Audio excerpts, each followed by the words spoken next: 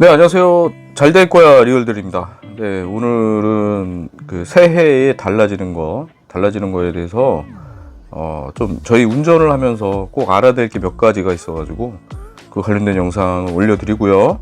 올해 또 세금 종합소득세 신고가 좀 복잡해졌잖아요. 그래서 그거에 대해서 좀 더 절세할 수 있는 방안에 대해서 추후에 영상을 또 제작해서 올려드리도록 하겠습니다. 자, 저는 이제 꼬리 물기는 많이 들었는데 이 차선 물기가 올해부터 이제 범칙금 대상이라네요. 한번 보도록 하겠습니다. 올해부터 차선을 밟고 계속 주행할 경우 범칙금 3만원, 범칙금 3만원에 벌점 10점 등이 부과된다고 합니다. 정부가 5일 발표한 2023년부터 이렇게 달라집니다에 따르면 차선을 밟고 주행하는 등 통행중수 의무를 위반하는 행위에 대해서는 범칙금 및 벌점 규정이 신설됐다고 하네요. 이번 달 22일부터는 차량 신호등이 적색일 때 우회전하는 경우 횡단보도 앞에서 일시정지 의무가 명확히 규정되고 사고 예방을 위해서 우회전 3색 등도 함께 설치된다고 합니다. 지금 많이 설치되고 있죠. 네, 이거 꼭 주의하시고요. 현행 도로교통법상 차량 신호등이 적색일 때, 앞에 적색일 때 우회전할 경우 정지선, 횡단보도 및 교차로에 직전에서 정지, 일시정지 해야죠. 해야 하나 신호에 따라서 진행하는 다른 차마에 교통을 방해하지 않고 우회전하도록 규정하고 있죠. 이거를 흔히 비보호 우회전이라고 합니다. 비보호 우회전인데, 이 비보호 우회전이 보호받지 못한다는 건 사고 나면은 우회전 차량의 책임이 크다는 거겠죠. 네, 이거는 모두 다 알고 계실 거고요. 그 다음에 또 신설된 게 자전거나 손수레 등을 몰고 가다가 주정차된 차량을 손괴한 후에 인적사항 제공 의무를 위반할 경우 범칙금 6만원이 부과된다고 합니다.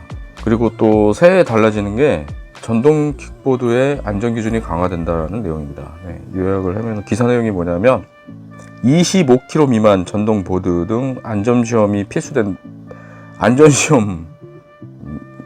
안전시험이 된다는 건데요. 이게 이제 그 사람을 시험하는 게 아니고 그 장비를 시험한다는 내용입니다. 요즘에 화재사고, 폭파사고 많으니까 그런 내용이고요.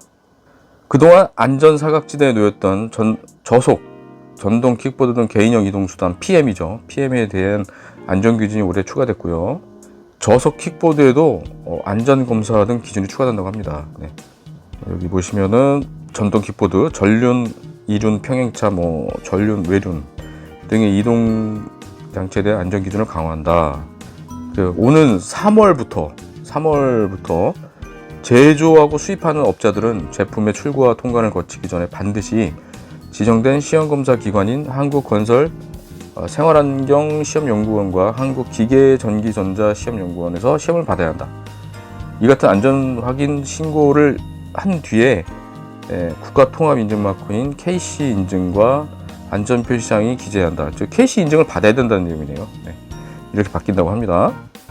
그리고 올해부터 기초생활보장 생계급여액이 확대되고요. 생계의료급여 수급자 재산 기준이 완화된다고 합니다. 기존의 영아수당을 부모급여로 확대해서 만 0세에서 5영세 아동 부모에게는 매월 70만원, 그 다음에 내년은 100만원이죠. 지원하고, 그 다음에 재난적 의료비 지원을 문턱을 낮춰서 의료비 부담을 낮추고요. 기초생활보장급여 확대 및 재산기준 완화, 4인 가구 기준 최대 생계급여액이 154만원에서 162만원으로 오르고요. 긴급복지지원 생계지원금 단가가 인상된다고 합니다. 네. 4인 가구 기준에서 지난해 하반기에 5.47% 인상된 생계지원금을 지급한다고 하네요.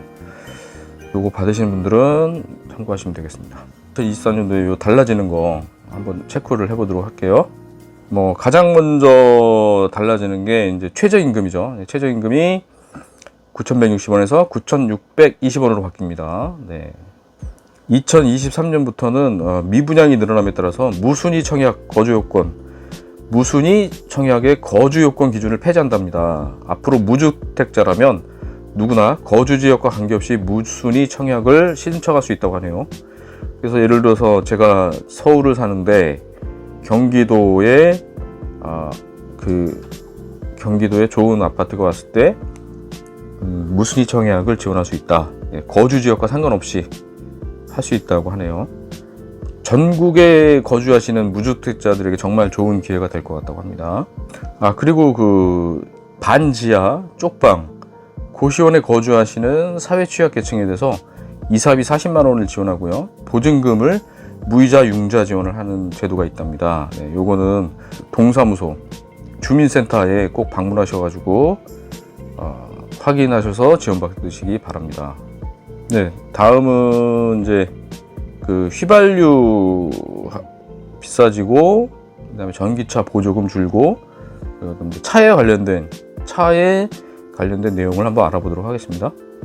올해 초부터 휘발유가 지금보다 좀 비싸질 전망이고요. 그 다음에 전기차 대당 국고 보조금은 현행 600만 원에서 500만 원으로 낮추는 방안을 추진 중이라고 하고요. 그래서 이제 지방자치단체 보조금을 포함해도 1000만 원도 못 받는 전기차 구매자가 상당수 등장할 것으로 보인다고 합니다. 그 다음에 또 궁금하셨던 내년부터 5등급이었던 경유차의 조기 폐차 지원을 4등급까지 확대 시행하고요. 5등급 경유차의 경우 승용차 기준 차량가액의 50%에 300만 원 한도까지 지원됐었는데요. 4등급 경유차의 지원 금액은 아직 정해지지 않았지만 서울시의 경우 대당 400만 원씩 매년 1만 대를 지원하기로 했고요. 4등급 경유차는 2006년 배출 허용 기준에 맞춰서 생산된 차량으로 3등급 차량보다 미세먼지 발생량이 최대 12배가 많고요. 기존 5등급 경유차에 대한 조기 폐차 지원은 내년을 마지막으로 종료될 예정이라고 합니다. 또 내년부터 이제 고속도로에서 1차선 정속 주행 시 1차선이면 추월 차선이네요. 추월 차선 정속 주행할 때 벌금이 부과된다고 합니다. 이게 무슨 말이냐면 올 7월부터 도로교통법 시행령 개정안이 통과되면서 어기 시 승용차의 경우 범칙금 7만 원에 벌점 10점을 부과받는다고 하네요.